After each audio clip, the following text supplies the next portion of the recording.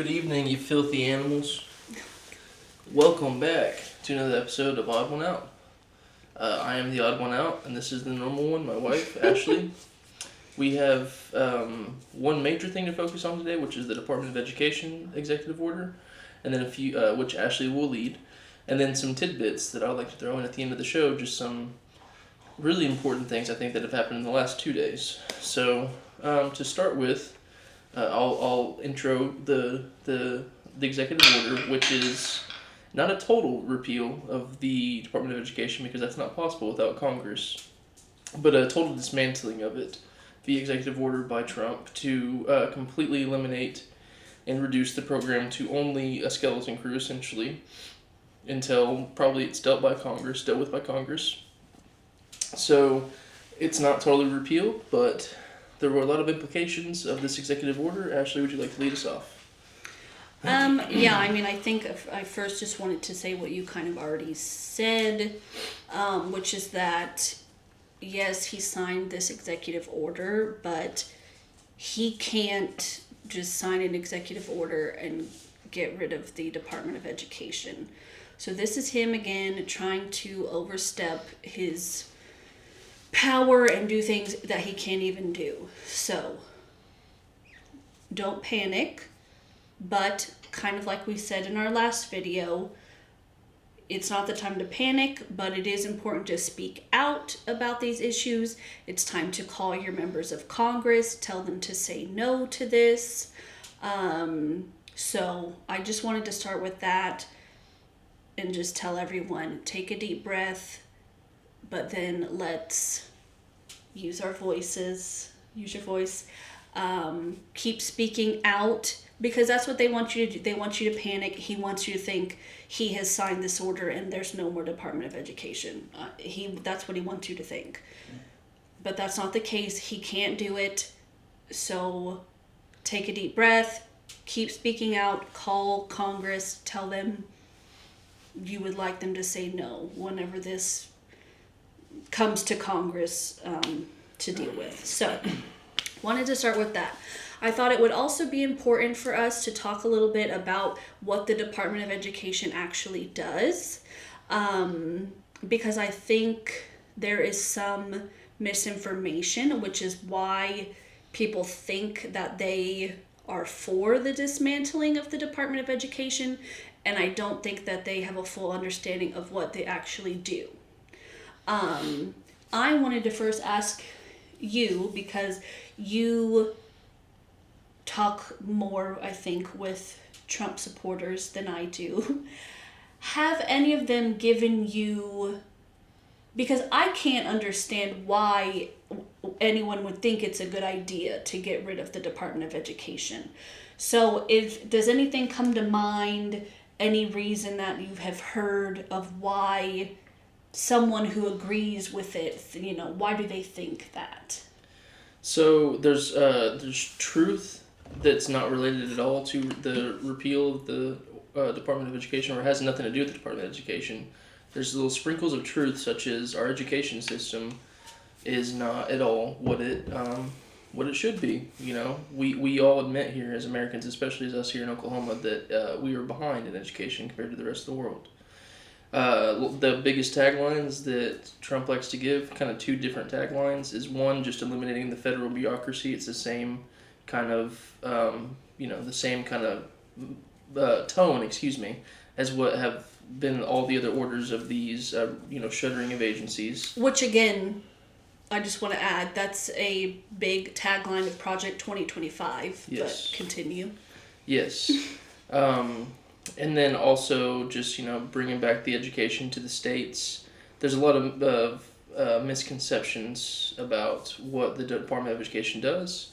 And I'll let you get down to exactly what that, why they're wrong about bringing back education to the states. But that's two of the reasons. But the other big reason too is they say, Trump says, we spend the most and we get the least. We spend the most here out of the rest of the world in education, which, first of all, that shouldn't be too shocking given how large the United States is and how advanced, and the fact that we have nice textbooks. We try to provide, nice textbooks and nice supplies for for our schools. But also, Europe, for example, does not spend any money on their, the schools do not spend money on their athletic programs. Here in the United States, as everybody watching this video is more than well aware, given their sports culture at every school, it's unavoidable. School sports and school go hand in hand. It's a total culture. And so there's a bunch of spending that also goes on with sports that, are a reason why it costs so much. But those are some of the reasons. So I guess I'm still not understanding why they would want it to. So they think our education system is not good, so we should get rid of. So getting rid of the Department of Education would somehow solve that. Yes, because they think that the Department of Education has such a large hand on our education, which it doesn't, and that we need to send education back to the states. The Department of Education is too expensive. They think, as far as what the kids are learning, or I'm not understanding. Yeah, they're saying, hey, our test scores are terrible. It's not working. Our system is not working. So shutter and whether they're right or wrong, which they're wrong, shutter the Department of Education because our education is not working. Okay. So I think what I'm not really grasping is, and that's okay, I don't have to grasp it. I don't understand how getting rid of the total dismantling of it. Yes, I don't understand how completely getting rid of it is somehow going to solve the issue of our education. So who's going to solve it then? That's what they're saying. They're like, the states are going to fix everything. Okay. Now tell them what's wrong about that with the curriculum. Well, the states are already in charge of the curriculum. Okay, we're going to that's what we will go through next, is what the Department of Education does. And I will start by telling you, they don't come up with the curriculum. The only thing that what they do as far as trying to, they give funding for trainings for teachers. They do research to see how are the schools doing.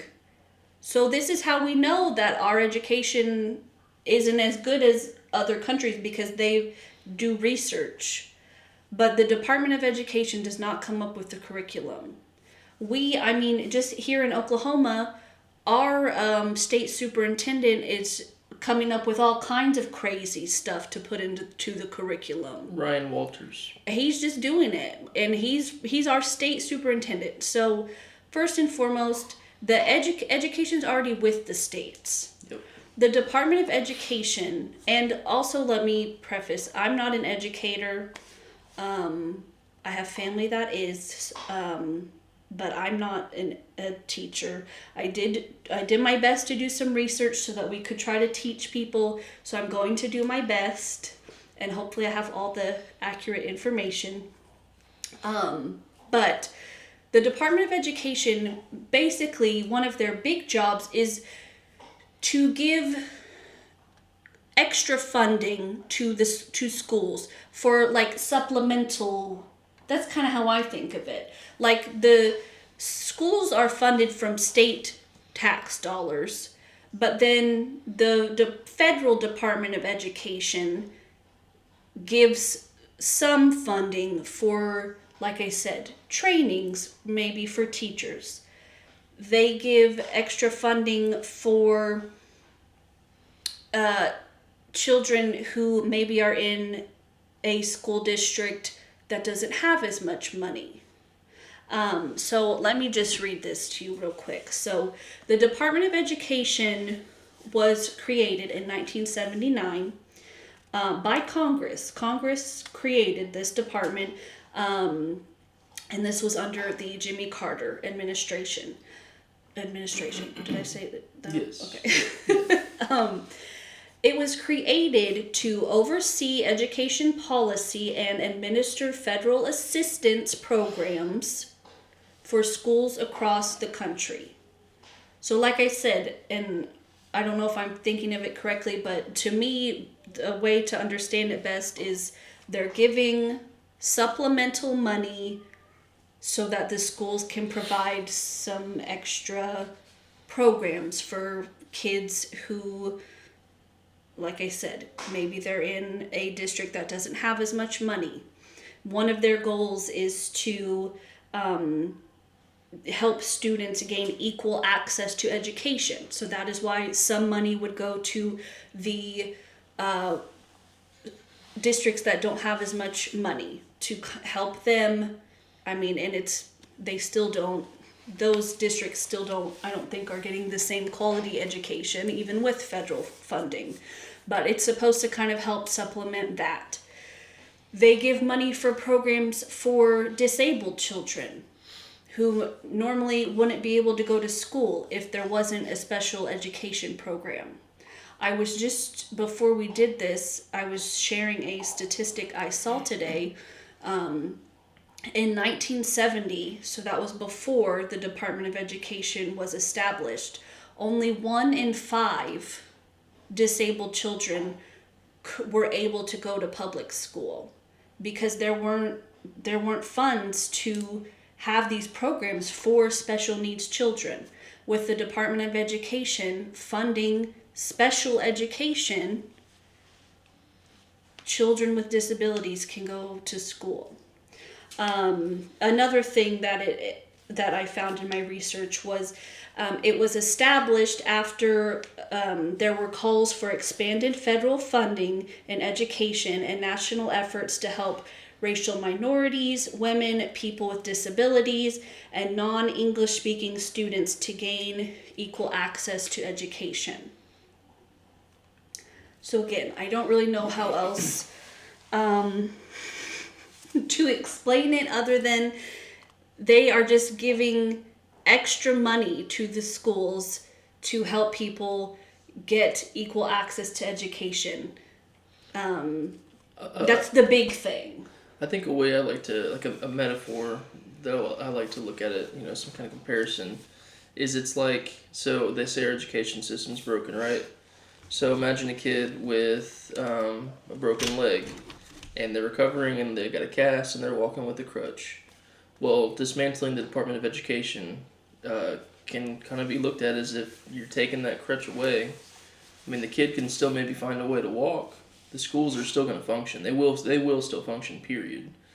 You would hope that no schools would shut down from this. Otherwise, that would just go to show how disparaging wealth really is and equal, which it is to a vast extent.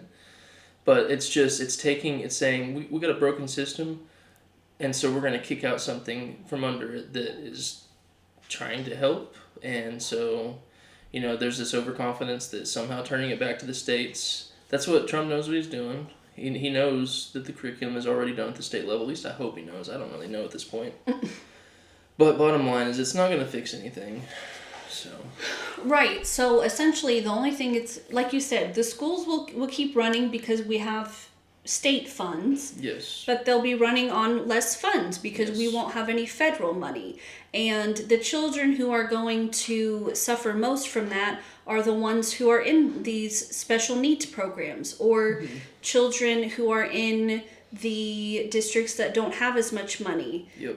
They're going to have even less money in their school and continue to not get an equal education as other districts. And so wealth inequality will continue. Yes, so that's who is really going to suffer. So let me ask you, do you care about children who are disabled or children who live in a poor area and it's not their fault that that's where they live? Or children that have, learning disabilities. Right. You want to punish them? Right. And even aside from that, like I said, they give funding for even like maybe trainings for teachers to help improve education for everyone. Yep. Anyways, and maybe you don't care about those children. And if you don't, I don't really know what to say to change your mind. You can live with that. So, some other things that the Department of Education oversees, things like financial aid for college, student loans. It doesn't make any sense. Were you able to pay for your full college? Because I know I had to take out student loans.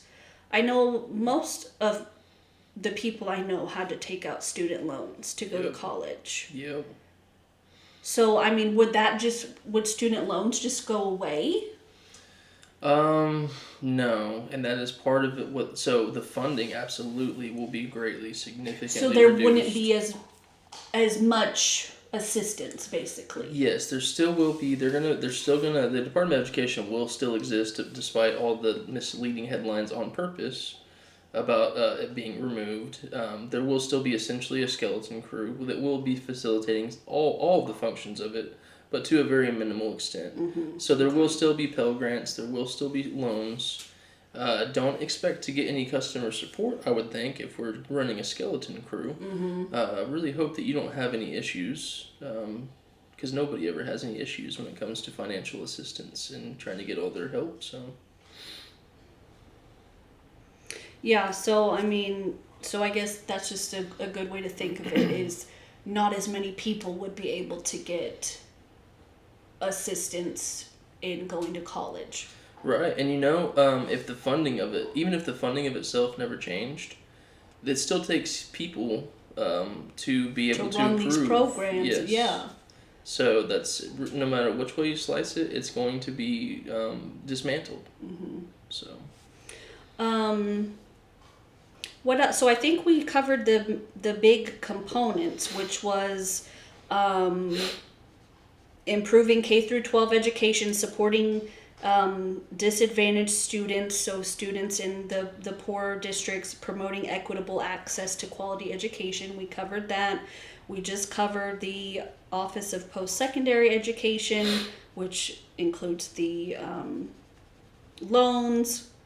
And then the Office of Special Education Rehabilitative Services, we already talked about, the children with disabilities.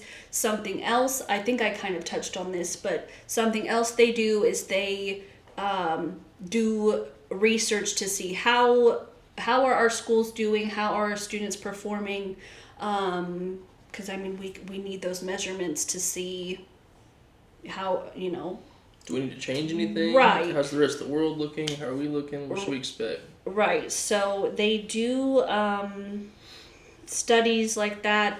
Nothing I could find, because they don't do this, nothing I could find stated that they're coming up with what to teach the kids or anything to do with the curriculum, because that is not what they are for. If there's anything I missed or anything I got wrong, please, my mom's a teacher, my sister's a teacher, or anyone who's a teacher, tell me if I got anything wrong or if there's anything else that we could add. But I think basically just from an understanding of someone who's not an educator and the research I did, the understanding is just that they are there to give extra funds to schools to help everyone get an equal opportunity in quality education. That's the main goal of the Department of Education. I know that's a little bit radical lunatic left to want equal opportunity. Sorry, I use an actual phrase that the White House is using multiple times a day. Radical lunatic left. Right, and it shouldn't be radical to want all kids to get a good education. Mm-hmm. There's nothing radical about that. Well, and the conservatives will agree with that. They just are mistaken in thinking this is going to help. Right. They don't. I believe there have been many that have been led astray that 100%. That interestingly tell people like me and others, do your own research. And I'm sitting here saying I did. And that's why I'm talking to you. Right. So, and I'm sorry, but if do your own research means listen to Trump, I'm telling you, you're not doing your own research. And so I guess the last thing I'll say, I'll just leave you with this question after, all that we kind of went over. How is, taking away funds from the schools going to improve anyone's education? Yep. So I'll leave it at that. May I see our notepad, Yes. please? Turn the mic to me a little bit. Shake the camera a little bit. Sorry. Let's see if we got blurry. No, we're okay. We're good. So just in only 2 days' time, and by 2 days I really mean 24 hours, just yesterday and today, there have been several different things that have gone on. Just some little headlines. Shout out to Brian Tyler Cohen. If you're at home and you're wanting to know who to follow during these times, to somebody who's 24/7, 365, knows in the news, it said it himself, it's his only job. Brian Tyler Cohen really keeps up. He's on YouTube. He is on several different things. He's got his own podcast, and he's on different media that I don't use. But Brian Tyler Cohen provided me with, I think, every stat except for the last one that I'm going to share. Fantastic guy. The Department of Defense removed, and they removed a lot more than this, but they removed specifically 6 different website links having Holocaust victims and survivor stories. They did that yesterday as a part of their DEI move. They also removed, because I think I shared this from him, but along with that, they removed stuff about like honoring 9/11 victims That's and right. stuff too.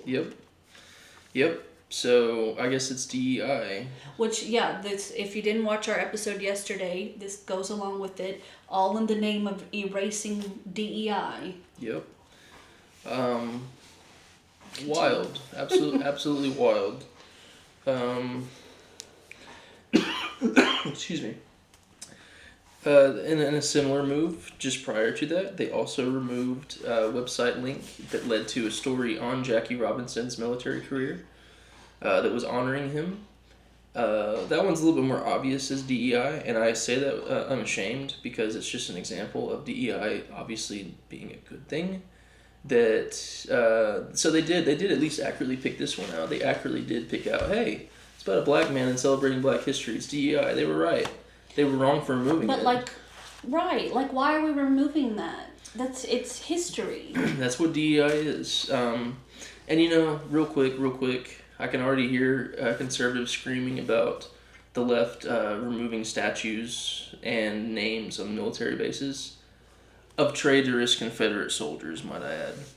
Not somebody who is historically beaten down culture, beaten down race, that rose above it all in the most heated time possible as far as being able to compete on a team. The first black guy, and celebrating his military career too. It's first of all, everybody knows about Jackie Robinson. Did you know that he was in the military at some point? I did not know that. I did not know that, and I think that's really cool. Why are you he was a hero to our. I think anyone who serves in the military is a hero to our country. Yeah. So why are you erasing that? Yeah. So. I was just gonna, because it's funny you brought this up. I actually shared Brian Tyler Cohen's post today. And I just wanted to add to your previous point. The U.S. military purged their website mentions of the Holocaust, like you said, 9/11 remembrance, cancer awareness, sexual assault, and suicide prevention to align with their new anti-DEI policies. Can you imagine the Department of Defense, the military, the biggest suicide epidemic we've ever mentioned? Yes. And they want to remove suicide awareness websites. I'm fuming, honestly. And what does that have to do with DEI? Couldn't tell you. I really couldn't tell you. Okay, that's wild. The USDA a few days ago had cut $1 billion, billion with a B, of the DA as in Department. The USDA, USDA. I yes. see what you. Okay. Yes, they had cut $1 billion in funding for school breakfast and lunches because, hungry kids learn better. Ain't that the fact? And there's no such thing as poor kids that have any trouble, right. affording their meals. Who was the USDA buying this food from, by the way? Can you take a guess? Local farmers who probably voted for him. We tried to warn you about. Oh yeah, because I think we've touched on this because it was a yes, and so now it's taking away business from Locals. yes from locals, and then also healthy food from the kids. It's really an example of there can be good big government, like literally. Right. Like this is something where your tax dollars go to funding $1 billion that gets put right back into the economy, and at the same time nourishes children and improves your education standards. Your dollar actually, those $1 billion actually go a lot further than just a plain $1 billion. Side note that I won't spend too much time on, this is also seen in SNAP benefits, where every $1 spent with SNAP benefits generates $1.59. It's either $1, I'm going to say 49 to be on the conservative side, $1.49 into the economy. Every $1 spent by SNAP promotes economic activity of $1.49. Just goes to show, especially touching multiple hands of the economy, the rising tide rises all boats. And so, in addition to that $1 billion, just yesterday, the USDA cut off $500 million going to food banks. So, you're going to make the kids suffer, and you're going to make the kids suffer again, but also just poor families in general, or even families who are not poor but are going on hard times because maybe they lost a job, maybe they got hurt, maybe they're humans that are living a life and something happened. So, I keep on hearing this America first. It's not America first. It's billionaire oligarchs first. That is what this is, an oligarchy. They don't care about the poor Americans. They're literally going to cut Medicaid. They're trying to dismantle Social Security. You got this with you got food stamp cuts. You got the actual food meals themselves cut. You have education cut. You have loans and grants cut. It's a literal waging of war on the American people. Can I also add real quick, just in regards to people not wanting to feed children at school? Go off on them. Go off on them. Well, I just want to say some kids who live in poor communities, the only full meal that they get during the day is at school. Yes. So I think it's just really sad that there's so many things that we could be focusing on, and we're focusing on taking food away from kids at school, period, but especially when some kids don't get to eat at any other time other than when they go to school. Why do you think there's programs in the summer where kids can go and get like a lunch at the school? Because that's the only food that they can get. Yep, and as one of my favorite dudes on the planet, Tim Walz, whenever Minnesota passed the bill feeding kids free breakfast and free lunch, one of the things that he emphasized whenever conservatives were lashing out and saying, hey, there are going to be some rich kids that don't need this help. And he looked at them sternly right back and said, there's going to be no stigma here. There's not going to be any stigma of the poor kids. Oh, look at the poor kid getting his free lunch. Everybody's going to be getting the same kind of equal treatment. Everybody's going to get fed. Can you imagine that? Children getting fed. And one thing I kind of want to go off real quickly about, I won't take long, is, you know what the left deems as wasteful spending? $4.6 trillion set aside for tax cuts for and actually, fun fact, these tax extensions, 95% of Americans, the bottom 95%, are going to actually be taking a little bit of a hit. If the tax extension never happened and we went back to the pre-tax extension system, everybody would have taken a hit.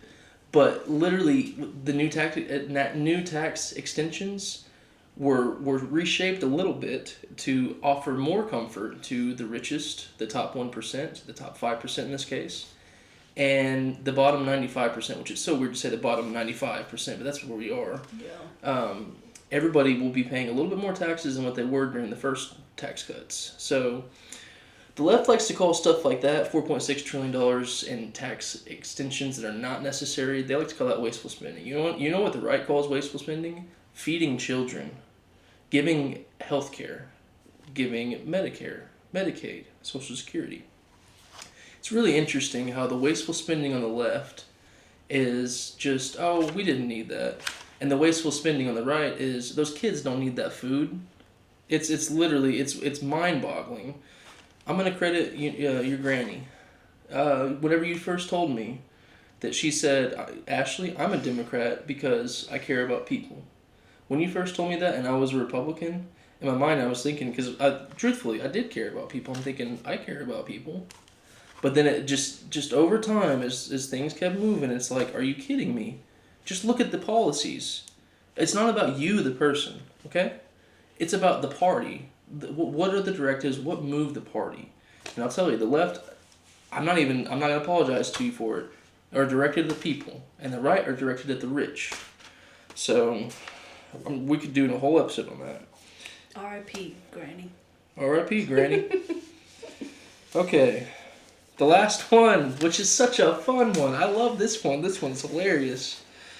This is a true story, y'all. I'm not making this up. In Texas, they're passing, it's either called the Furry bill, or that's what my one of my other favorite commentators, Tim Miller from the Bulwark, shout out Tim Miller from the Bulwark, he brought up how Texas brought to their state legislature a bill about eliminating furries in school. Explain. Some might not know what a furry is. A furry is somebody who like dresses an animal costume, acts like an animal, just living out that kind of it's like if you watch anime, for example, like I grew up on anime. I'm very used to seeing this kind of a culture. They might like to wear like cat ears, a tail. Every now and then be like, I don't know. I'm not a furry. I honestly, have you ever met a furry? No. I've never met a furry. No, but if I did... Who cares, right? I do not care if you think you're a cat. If you think you're a cat... I don't care. It doesn't affect me. Amazing. Does it make you happy? That's what I care about. Exactly. Do what makes you happy, man. As long as you're not hurting other people. But no, I've never met a furry. I've never met a furry. It's not happening. This is all based off of an urban legend that has resurfaced so many times about schools putting litter boxes in classrooms. And I had a coworker come up to me. It's been a while now. This is at a different location. But I had a coworker come up to me, open up the door, guys. You will not believe what is going on in Purcell High School. They are putting litter boxes in the bathrooms, and kids are going and peeing in them and pretending like they're cats. And I'm sitting here. This is the first time I heard that. And I'm like, why are they doing that? That's stupid. Why would they do that? Oh gosh, that makes us. Because I know this clearly sounds like something on the left. That makes us look so stupid. Crap. And so I'm sitting here like, dang. And I go home. It's like the 5th time that this thing has resurfaced. It comes up. It's like cyclical. Right. Someone is always trying to bring it up. Totally made up. Tim Miller, again, I'm going to credit the people that say this, said it himself. These stories, it's always about, did you hear about, it's never, I was at and I saw. Right. So, and it's based off of what happened at a school where there was one school that put out litter boxes in the classroom because of lockdowns. They were worried about, what if we have to undergo a lockdown? We're in here for a long time. The kids can't go anywhere. Can we have something to, not have a mess on our hands? Like, it's, and admittedly, I mean, that's a dumb idea. That's dumb. That's really dumb. It's not an evil idea, I'll tell you that. It's not a morally wrong idea either. It's just a dumb idea. But can we also... We won't go off on a tangent, but the fact that they even have to think about what are we going to do if we're on lockdown? That's the issue. The issue isn't the litter boxes. But of course that's what they're going to take away from... That's the epitome. No, forget about the gun violence, and this is the lifestyle that our kids have to live. The kids in the 60s and 70s and 80s had to live doing drills to get under their desk and worry about being nuked to death. This current generation has to worry about getting bullets through themselves while they're trying to learn. And so, yeah. But let's ban the litter box. Yes, that's what we took from it, right? That was our takeaway from it. I'll remind you again, it's the Democrats that actually care about making policies to help people. So, it was this furry bill is introduced. It's not happening anywhere. And it's just another representation of the fact that we are living in an episode of South Park. Right, because even if someone is a furry, that's the least of my worries of what's going on. You just rapped. But it is we have much bigger issues than if someone at school wants to dress like a cat. And can you... I mean, I can't even believe I'm discussing this. Right. Which, first of all, have you ever met a 7-year-old that doesn't like to bark or meow or pretend like they're a cat for a day? No, I'll get our daughter some cat ears. She loves. and she likes to wear hats and stuff. She will look freaking cute. Yes. And let me actually tell you what the punishments are. Shall you not comply? Should the child, the student, decide to bark, meow, any of these ridiculous things, they face juvenile detention center. That's where they will be sent to. The teacher or faculty or staff, whoever might be involved, will face a $10,000 fine. Potentially. It's potentially for both. It's, up to juvenile detention and up to a $10,000 fine. As if our teachers need any more disincentives on, working. And as if they can afford a $10,000 fine. Yep. No offense to the teachers. I'm saying right. they're not getting paid enough to be fined $10,000. And we like to try to be friendly, although I'm honestly sick and tired of hearing the right say, "Oh, I thought the left is so tolerant." It's like, yeah, we were. Too bad, buddy. It's over. It hasn't worked for us. You took advantage of it. So can I just humiliate this Texas legislator for taking an urban myth and bringing it up to the legislature and making a bill off of it? What? If the left did this, we would never hear about the end of it. If it was taking an urban legend and panicking, freaking out, we have to save the kids. I can't even take this seriously. You know what sucks? You know what really sucks is we have to. We've been left no choice. But this is not something that was passed, right? It's just It's someone currently has just on the floor. It. Okay. And you know what's funny? This was introduced, again, shout out Tim Miller. If you learn anything tonight, especially, amongst many other things, watch Brian Tyler Cohen, watch The Bulwark in general, and I just love me some Tim Miller. He's my favorite. But the Texas legislature is so far right, and the person that introduced this bill gets constant criticism for not being far right enough. I didn't make that up. So perhaps this bill was a chance to try to be like, hey, look at me, I'm far right too. Right. And I say all that to say, you hope it doesn't passes. But who knows? Yeah, I have no confidence whatsoever in Texas. I have confidence in Texas being an awesome state. I love Texas. I can make a whole episode on how much I love Texas. But the governance, it's not always been bad. But especially with Abbott coming in and just MAGA culture, it's really gone downhill. I notice now I'm rambling. That was the last, which that one deserved a ramble. Yes. Whoever you are in Texas, you deserve to be humiliated. You're a joke. You're a joke. I'm laughing at you. No, you took an urban legend and are spending taxpayer dollars on bringing it to the floor and everybody's time. Truly. Great job. You're really dumb. I'm sorry. I can't even think about the nonsense anymore. Yeah. Just insane. We're not a laughing stock. We're not a joke. America's being taken seriously now. Thank you very much. Anything else before I do something good? No. Okay, so I just thought this was something that I knew had happened recently, something cool. So go ahead. So I thought I would share it.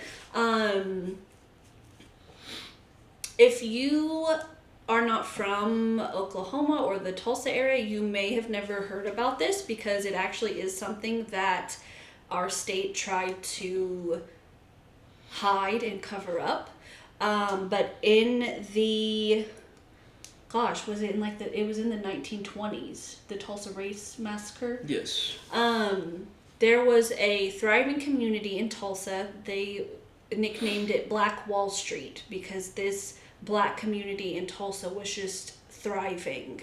I don't remember the whole accusation, but basically it was we've heard that stories like this before.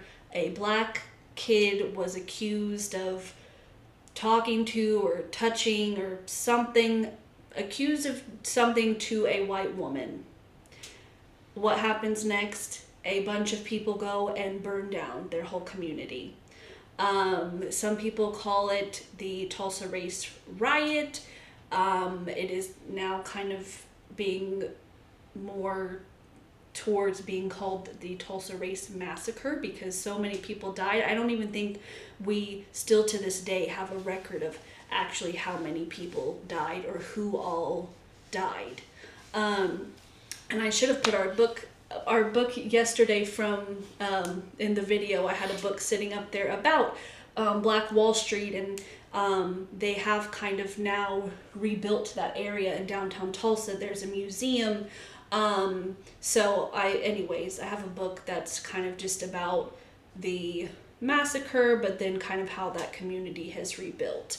All of that to say, I just wanted to explain that in case you didn't know, you had never heard of it before. All of this to say, last year, Tulsa elected its first ever black mayor, Mayor Monroe Nichols, and he, just a few days ago, signed an executive order officially designating June 1st as Tulsa Race Massacre Observance Day. And I just thought that was really cool because... We're going to go do something on that Yeah. day. I just think it's really cool because, like I said, it's definitely something that our state has tried to cover up.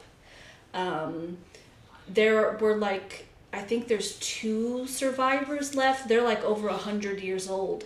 And they had filed for reparations. Is that the right word? Sure, yeah. There was they tried to file with the court some reparations for what they went. I mean, they survived this traumatic thing, and they were denied. I mean, it was such a horrible event, and I don't think there was a lot of, even though they have been able to rebuild the community now 100 years later, and it's a thriving community now, I don't think there was a lot of justice. There was none. Zero. So I just think it's very cool that now Tulsa has its first ever black mayor, and I think it's very cool that he is out, giving some, he's giving observance and recognizing this tragedy for what it was, but also honoring now what the community is. So I just thought that was a cool story to share as something positive that came from a tragedy, but something positive that's happening now. I'm going to go ahead and announce it. We will be there that day on June 1st. We live here in Tulsa, so it's we're going to be in town. So at least to my knowledge, we'll find out. But I would love to do something. Yeah, so long as we're in town, we'll do a little live stream and let everybody be able to see it. So it's a good note to end on. Yes, can I also just real quick, because we're I don't like when we go too long. Is there a way that we can, in the description, can we add a link or something? To the event? No, to our video. Sorry, I'm not following. Can, when you're putting a description to a video, can you add a link to something? Yes, you can definitely add a link. Okay, so I am involved with a program with a group called Moms Rising. They have a lot of just easy online actions that you can take. They already have a letter written up for a lot of different issues, but they have a letter written up already that you can sign, and they'll send it on to our members of Congress about the Department of what's going on with the Department of Education. So I just asked because I would love to we'll put that link in the description. All you have to do is click it. You can put in your name, sign, and Moms Rising will do their thing. So it's just an easy, quick action if you want to do something. Still call your people, but if you want to do a quick action right now, click the link and sign. All right, sounds good. Let me end this with a dad joke. They say money doesn't grow on trees. So then, can somebody tell me why banks have branches?